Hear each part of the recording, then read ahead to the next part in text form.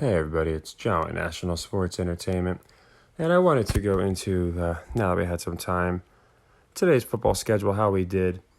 And obviously we started off miraculously. We almost, believe it or not, in 8 games started off 9-0.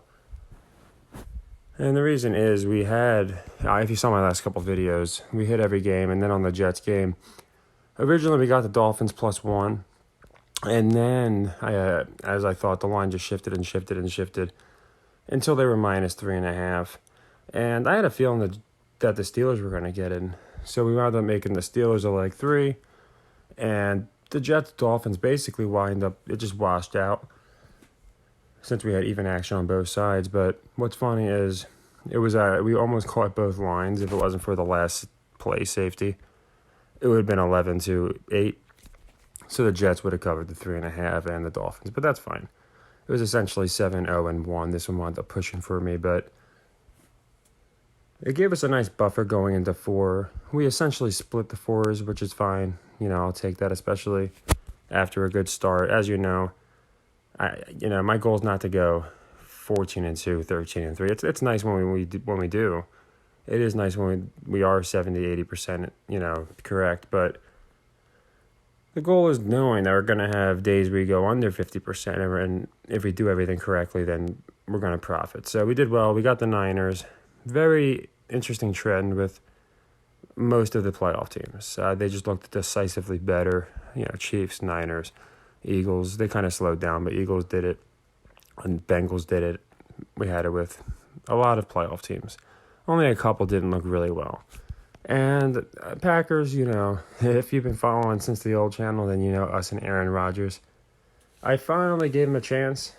So for those of you that, again, if you've been following for longer than 2 weeks, you probably know everything about who in the beginning of the season, who I liked, all that. Beginning of the season, I liked Russ. I really did. I thought he'd be the one to make the comeback. Then I saw Rodgers coming back, and I genuinely thought he was going to miss out to the Commanders. For the longest time, instead of the Seahawks, I thought the Commanders were going to get in. It just made sense, the NFC East and the entire division getting in, and then Rodgers falling just short due to a draw. To me, it would have just been more Aaron-like if he won this game, and had lost by other means. So once it was in his hands, I gave him a little more leeway, but Aaron, he's not been great to us this year, which is fine. I like the players we don't have a great read on. I feel like they're actually doing their jobs. The ones, I don't think it's a coincidence either, because there'll be some plays you just cannot get a read on, and it's like, these guys are doing that on purpose. But yeah, Aaron and Russ have been that way. But good day. I think we finished 9-4 to be exact, because obviously we have Thursday games and stuff like that. And per the usual, I always put in here, this is just our day, and I like to show everybody, like at the end of the day, I like to show people. You can see this was actually, I posted this yesterday, and this was literally going back to just the 27th. And, anyone in here will see it, but I do it every video. Essentially, I just add every play that night. And then, as you can see, all we need to do is win 7 sequences, which just means we win, say we lose leg 1, but then we win leg 2. Well, we won that sequence. We won 1 unit. We only need to win 7 of those for a 3-legged loss. Now, you've seen we've had 3-legged losses. So for people asking, it's more just about overtime money management. So you'll see we've closed out quite a few here yesterday. We closed this one out 2 days ago, technically. And then here we go yesterday, technically. We closed out 10 more units. We closed out a couple leg 3s, which is always nice. Steelers, and we got the Bills on leg 2, Falcons. We got a couple basketball. Now, let's just say hypothetically, so that brings us up to 71 units closed, which is nice, netted that we closed, notwithstanding ones like the Mavs where it's in play. Now, let's say hypothetically I ran a leg 3 for the Mavs. Just pick the game for tomorrow. Let's say we went with TCU to cover, and they didn't. It would be a 7-unit loss, which, again, we never loved them, but it would put us at 64+. And that's assuming we lost a 3-legger already. So as you can see, we don't have a ton of open sequences. What I wanted to do was pick our spots and kind of close them out as we have.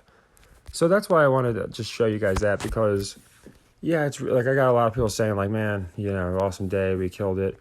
We hit more on spreads than most people on money lines. It was brought up, different, and it's nice to have good days. We didn't have, I consider it a good day. Most would consider it a really good day, but I hold myself to a higher standard. But the point is, I'd be just as happy on days, we go 4 or 9. It really depends on just closing out the right ones and closing the sequences out in general. So I'm very happy that we'd had an amazing day, but I just want people to keep in mind discipline still needs to be used. Just because we did well today, there's a lot of people who did well with their bankrolls, and maybe they because they did so well on the night game, they felt a little more froggy. And again, I'm not telling people what to do or what not to do. I'm just saying I've noticed that when I just stick to the system, I know it could be a little boring and redundant, a little monotonous as well. But it's all about numbers, and then you don't even have to watch these fools because that's the thing. That's the one thing I don't have time to do, and even if I did, I wouldn't choose to is sit down and watch these games for more than 2 minutes. It's torture.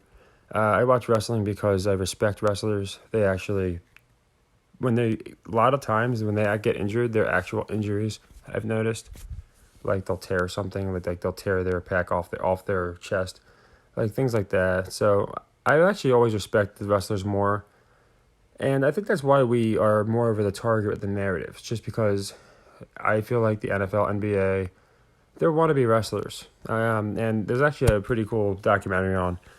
If you just look at the sheer amount of NBA, NFL players who have desperately tried to get into the ring, they get so happy when they get their world championship from WWE. And I think it's because they know they're getting, a championship from real fighters, people that actually are tough and good at what they do. And I bring it up because it's becoming more blatant with some teams in the NFL and college, obviously, and the NBA. It's becoming more blatant with people, just how phony some of these guys are. But Rodgers is one and he could have been a great wrestler because he's so good at again, hard to read. He can cut a promo, and he's just a great bum to laugh at. But yeah, and I mean, it's hard to feel bad for him because he's doing it right. So it's some people still that know it's rigged want Aaron to win. They're like, oh, I know it's rigged, but I like Aaron. And I get it, but I'm like, how can you respect the dude? He's no better than any of these other guys. They're all in on the same club. So, yeah, it's hard for me to respect any of these players or teams. But, again, looking at it objectively, I always feel like is the best way anyway. So, there could be a player I like or don't like.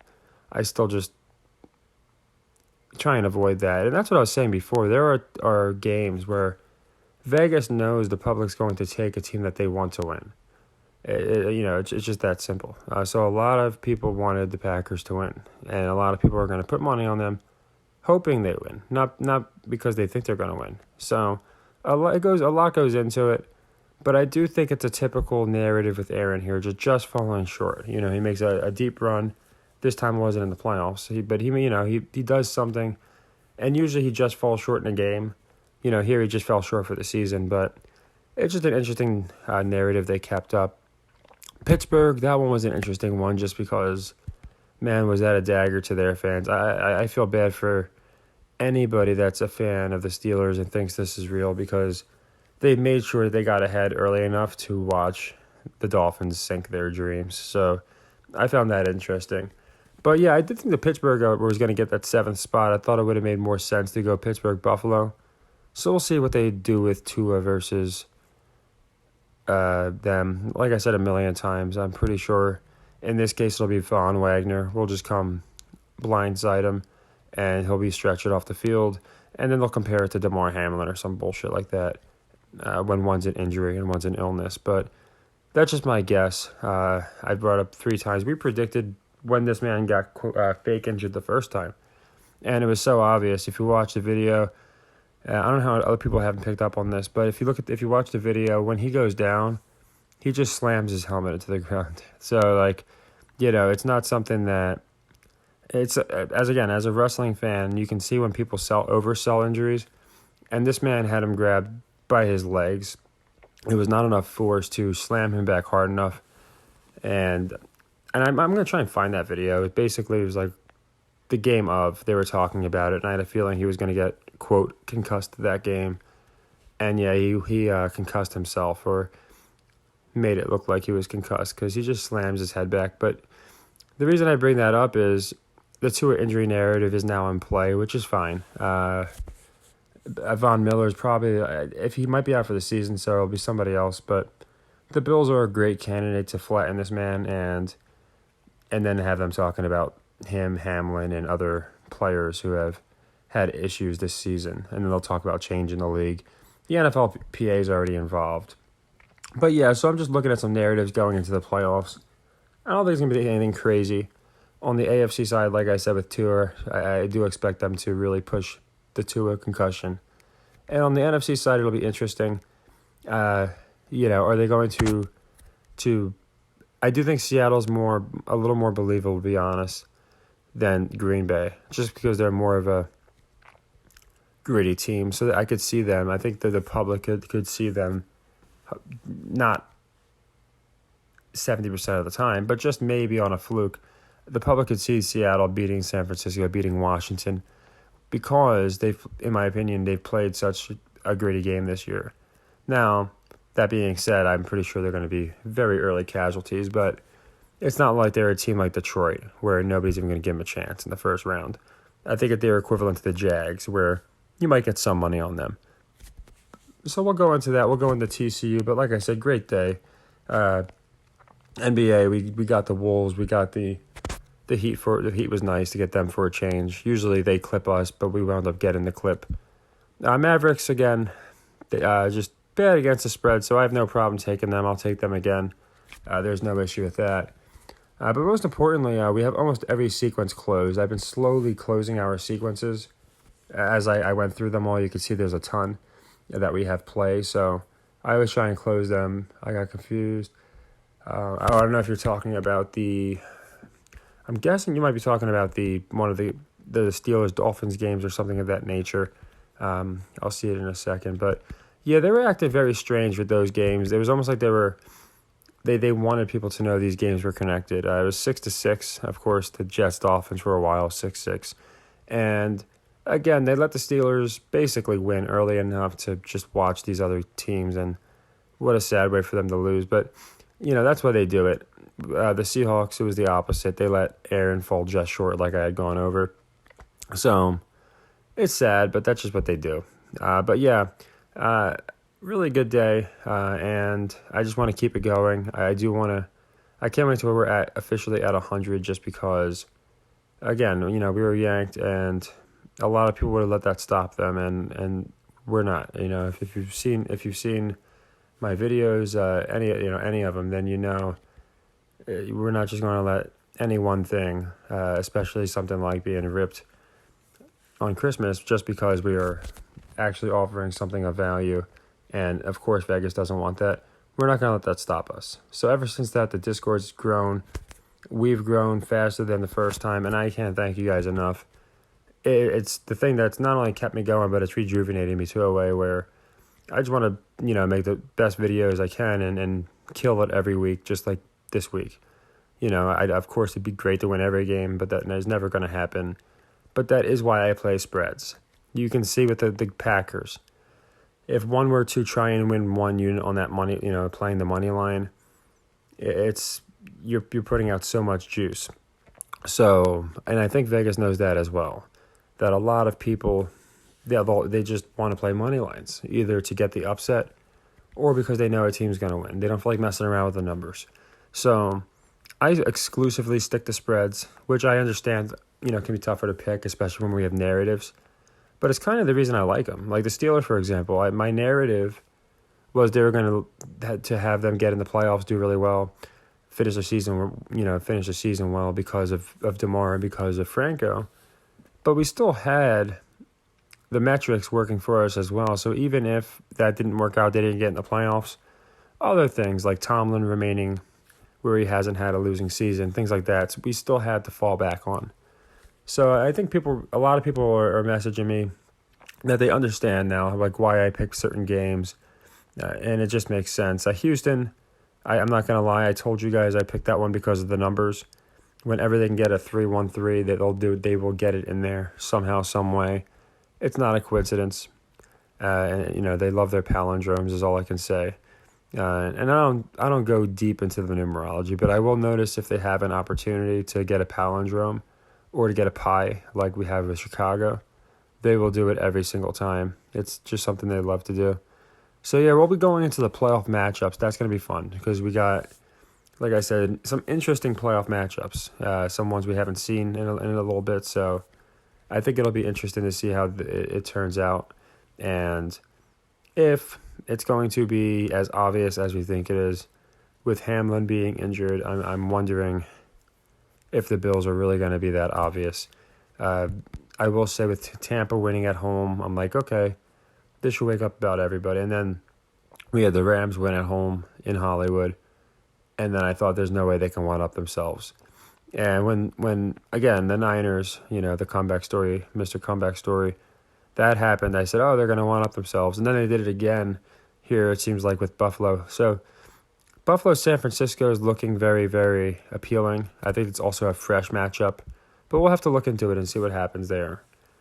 We would have the Bill versus the Gold, right? So that'd be interesting. So, San Francisco here. So there's a lot of, another pie team and Arizona. You'll see that number a lot. It's not a coincidence that it just pops up so much. But yeah, I do think Bills, Niners might make sense, and people probably people would believe that DeMar willed this team to victory. They wouldn't even doubt it. So we'll have to see what happens there. But I always like to do our recaps. It's always nicer on days like today where we really don't even have to watch the 4:00 games and on because 1:00 just took care of it for us. But just a good day in general, and tomorrow will be more basketball dedicated. Again, a lot of good college basketball plays tomorrow.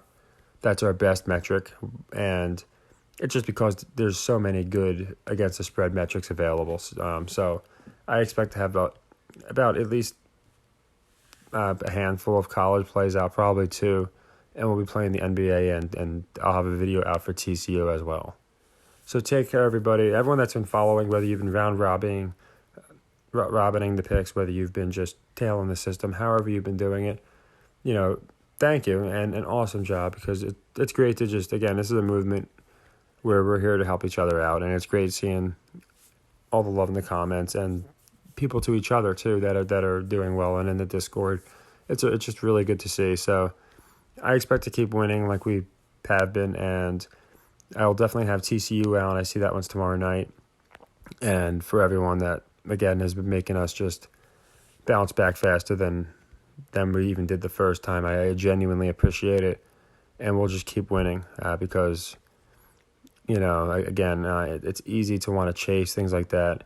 But as you can see, just playing safe metrics and picking our spots is really the way to go. In Green Bay, it's a perfect example. A lot of people just wanted to put a lot of money on that game specifically, and Vegas knows that. So not everything that they set up is as easy to see, but that's why I try not to give one game any more credence than another. Leg 3, we're going to have a couple of better metrics. But every play we make, we try and make sure we have the best metrics, the best narrative. So at the least, like I said, we can hope to finish around 60%. Today we did better, over 70, I believe it was around 70%. So that's what we're going to hope to keep hitting. But yeah, the playoffs should be, I think, much more obvious. So it should be really fun. It's going to be a matter of, again, if they win, but if they cover once we get into the playoffs, I feel like, for most of these games in the first round. But yeah, just a lot of playoff stuff to go over and a lot of NBA, and we'll be doing TCU. So just look out for that tomorrow over the next couple days. And again, just congratulations to everybody. I know a lot of people were hyped today, and I don't blame you guys. We had an amazing day. So take care and happy earnings.